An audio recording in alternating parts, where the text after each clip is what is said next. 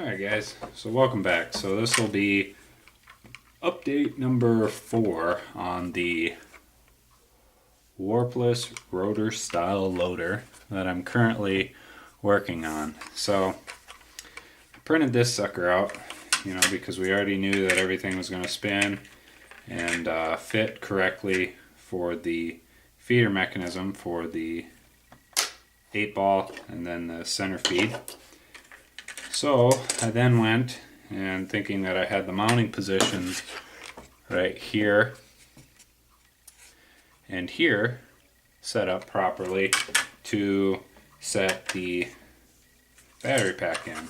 Well, I measured the top dimension from here to this side and put that as the bottom dimension, to capture it. Well, if you look on this, it tapers in, so it's wider obviously at the top. Didn't pay attention to that. So that one didn't fit. It was super sloppy. It was all over the place, so I wouldn't hold it. So I was like, alright. So then I moved some stuff around and I was having some issues with I didn't put as many layers on top. And so I found out that this gear piece actually needed to sit a little lower.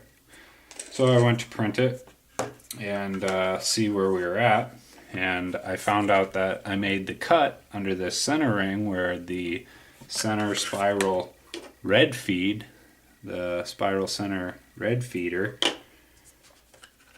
So I took that cut and it essentially created two surfaces, the surface here and then the actual ring in the middle. Well, it didn't adhere, so that didn't end up working out. So then finally I did that properly, so everything's all sitting good, and it sits in and it spins just fine. And I moved the mounting points and gave it a little more material to mess around, and we got a little closer. So we got that, and there it has a little bit of movement, but when you put the center feeder in, the gears don't mesh up. So I was like, well, I'll take a measurement, see where we're at.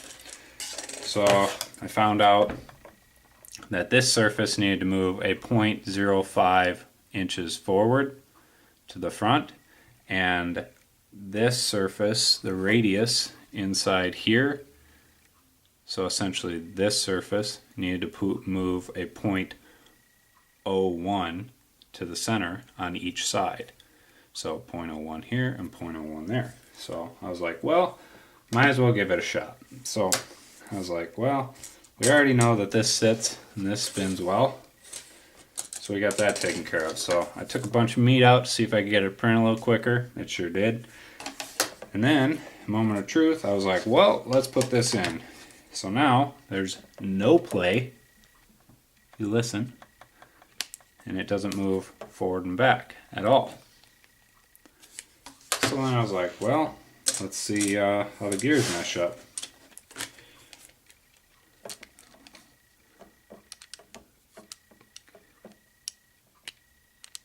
Gears mesh up phenomenally. Got a little bit of play. They're not smashing hard. They're not set way too far off. They've got that nice little slide yourself a piece of paper through the gear teeth mesh. So just one more look. So that ended up working out good. So I was like, well, shoot, let's try this thing out. So started putting everything back in, and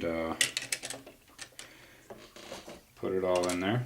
And the real nice thing is if you look here, when you flip these little captures, if you notice on your rotor, if you ever take a look at the inside, you get this little tongue here that contains this, and then also this little tab has a nice little straight notch.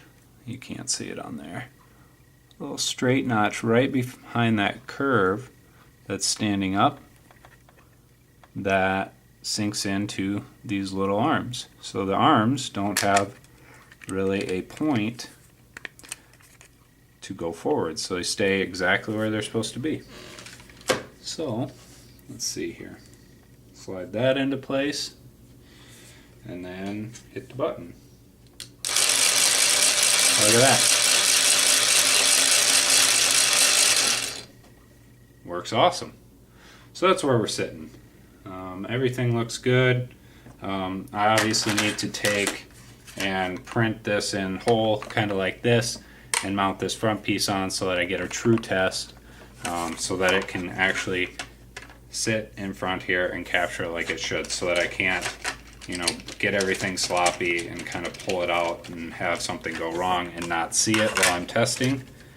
And then what it looks like from here is I will see how I can get these internal positions mounting and maybe make things a little more, I guess design wise, just kind of hold it together so you don't really have a lot of sloppiness when it comes to the up and down, because forward and back is just fine.